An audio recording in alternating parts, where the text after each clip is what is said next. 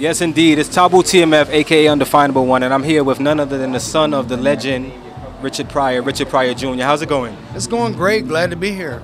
Land of the living. It's really good. Exactly. And we're out here in New York City. We're at BPM, and we know everybody's affected right now with Robin Williams just passing, and we know that was a great friend of your father's and of yours, of course, also. What are some of your memories of Robin? Well, I think of Robin, even with a lot of other comics and everything, is just seeing them off the stage and seeing them be themselves and not having to perform all the time. That's the good thing, because everybody thinks that comics that they're like this 24/7. And it's good to see them like just relax and talking calm and being just themselves. Just being a person. Yeah, and just being a person. Right, exactly. Okay, cool. That's definitely we love that. I mean, my first memory of Robin Williams was probably Mork and Mindy. What about you? When he was on my dad's show, the Richard Pryor show. Okay. That's when I first remember meeting him, and during those times he was just starting out. And it was like so many others, Sandra Bernhard, Marshall Warfield, Tim Reed, all those other ones were just starting out. And my dad had a door and opened the door for them to actually get started. So it was a great thing. Do you have a favorite moment from the Richard Pryor show or episode that you could think? I know Robin Williams played the To Kill a Mockingbird skit, right? Yeah, that was classic. Yeah. That was classic, and the Reverend, Money, Money, Money, Money, Money. Okay. Yeah, those are like my favorite things on the show, yeah. All right, cool. Yeah. So now, tell us a little bit about yourself. What are you working on right now? Well, myself, what I'm working on right now, I'm actually working on my one-man show again. Okay. I do a lot of cabaret in New York City, so I booked some more dates in October at the Metropolitan Room. Okay. I'm also working on my book right now. All right. What's the book called? Book's Stirred Crazy.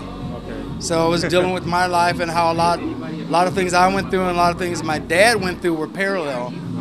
But it's the difference of how you can come out of that darkness and the things you've gone through and the struggle, no matter what anybody tells you, never allow anyone to tell you no, just to keep going. That's a and great to believe thing. in what you believe in. Yeah. I mean, I'm standing here right now, and the resemblance, even the voice, I can hear it. It's uncanny. Yeah, I hear that sometimes. I've actually one time looked in the mirror and scared myself, so. Okay, I feel that. Now, I know you did a lot of work, like you've actually worked on The Color Purple too, right? Yeah, on Color Purple I did a lot of production on that, on The Color Purple, so it was a chance of meeting a lot of the the Whoopies and the Oprahs when they were just starting out, when they didn't really have much of anything. So it was great to see people at the beginning. To see now, it's like, man, I should have bought her that cookie. I hear you. Okay, and now of course we know everything that's going on. Well, we don't know everything, but we know a little about what's going on with the biopic, and with your choices of not wanting Nick Cannon and wanting Nick Cannon. I know you get asked about it 1,000 times, but what I want to ask you is, I heard that you said after you spoke to Nick Cannon, you changed your mind. Like, I want to know what, how first of all, how was it speaking to him, and what triggered you to change your mind about him? Speaking to him was he was very sincere. Okay. And out of all the people that have wanted to do my dad's part, play my dad's role, he's the only actor that ever reached out to the family, to the kids, to say, hey, I want to know what it's like for you. What was your dad really like? Really wanting to know it versus just reading it on paper and portraying it. Right, which is really important. Right, exactly important, very important. Okay, so give us one of your fondest memories of your dad. One of the finest memories of my dad was actually going on stage and being able to introduce him when I was a teenager. Going out there, a crowd of thousands, and going out and saying, ladies and gentlemen, my father, Richard Pryor, and to seeing the crowd go crazy. That's the best memory.